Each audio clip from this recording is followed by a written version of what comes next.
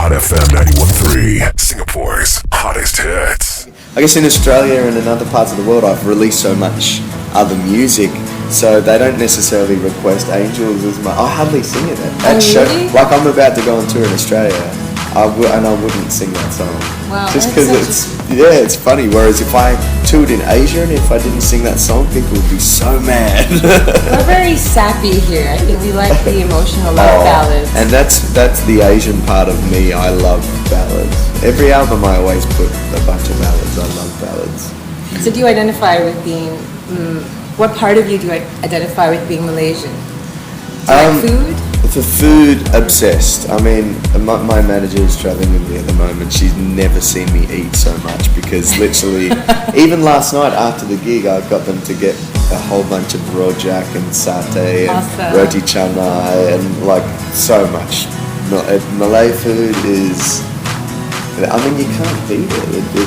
It's pretty amazing. But Singapore food is pretty close. It's, you know, the crabs and everything. It's good. The seafood here is amazing. Yeah, it is. You can't get the same sort of Asian food back in Australia. You can, but you can get a lot of Asian food, but not much Malaysian food. There's one place in Sydney called Mama, and there is a line all the way down the street for this place, and they do proper satays and roti canai. But yeah, I think there needs to be more Malay food in Australia. I put on weight, well actually I don't, because I literally eat and then I'll be at the gym. That's all I do when I'm in Asia is eat gym, and I'm not getting fitter, I'm just undoing all of the eating that I'm doing. Well, I don't know, I wanted to ask, because over the past 10 years, most of us will have chubbed out a little bit, but you guys seem to have gotten fitter and thinner over the past 10 years. What is the secret? Well, you see, the way you described it was that most people chub out. I already started chubbed out. So if I chubbed out even further, I would have been doing Subway commercials. But I don't know. It wasn't something that I set out to do. I definitely eat a lot better, and I think I used to think that I was being healthy by eating like a whole tub of rice and curry. I thought, no, that's healthy. I'm not eating chocolate and stuff. I'm being healthy. But I guess you sort of, as you grow up, you figure out what your body reacts to and what your body doesn't, you know. And so I do usually eat very healthy. The people who I've just met, you know, on this trip would disagree because they've only seen how I've been eating here in Singapore.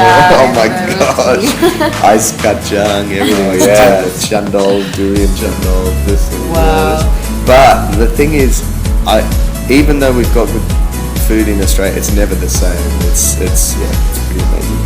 Are you a sporty guy? Do you play sports? I am, yeah. I love sport. I play Australian rules football. I grew up playing that, and cricket. Obsessed with cricket. Okay. Cricket's not big here, but not really.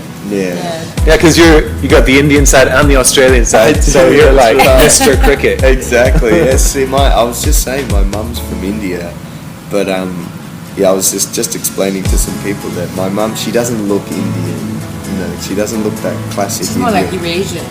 Well, she's like Irish and Scottish. So she's got blue eyes. She's very fair skin, and she used to pick me up at school, dressed in a full sari with a pupu and everything, and all my buddies were like, "Dude, what's with your mum? Like, she's not even Indian. Why does she dress up like Indian?" I'm like, she is Indian. Listen to her accent, but but my dad's very dark. He's Sri Lankan and Portuguese, I think, a little bit of Portuguese or something, but mainly Sri Lankan, and he was born and raised in Malaysia. Obviously, I was born in Malaysia, but yeah, I think that's where the mix comes from. I'm sort of in the middle. Like my son has crazy blue eyes. Yes, I've seen photos. Yeah, I mean, so that must come from my mum's side, I think. And congratulations on the new baby. Thank you. Yes, there's not a lot of sleep happening at home. Yeah, he's 10 weeks now. 10, 11 weeks. It's a tough time to be away because you know they change so much when they're that small. But yeah, it's crazy. I still can't believe I'm a dad. You know, it's sort of I don't know. I feel like a kid still, and I think the best dads still feel like kids. I mean, you know. Yeah. You can relate. And that's definitely like my role with him. I feel sorry for my wife sometimes because I'm always the guy that's throwing him around on the trampoline and she has to deal with the discipline stuff. I'm the fun guy. Do you think this will affect how your upcoming album will sound like? Yeah, I mean, it definitely affected my last album. I think more so my last album than affected, you know, with songs like Get Along, songs like Big Bad World I wrote for my son. It's basically a song for Hudson, my firstborn. You know, when you have a kid, when it's just me, I was kind of immature in the sense of I wouldn't analyse the world so much. You know, I knew what was happening and I kept up with my current affairs, but suddenly news affected me so much more because I was bringing a child into this world and he was going to inherit this world. So suddenly the news would really affect me and I'd be like, oh my gosh, like this world is crazy. Like how can this happen? But more so, having a kid made me an emotional wreck. Like I cry over anything, anything. Like. There wouldn't be a flight, no joke, there wouldn't be one long haul flight where I'm not crying at least once. And I'm not exaggerating. I know I sound like a wuss or something, but because movies, like anything that's like a bit of music and a sad moment or a touching moment in a movie, I'm crying. Whereas you, back in the day, I never would cry. I wouldn't cry. This is the Shannon and Cheryl Show. Yeah.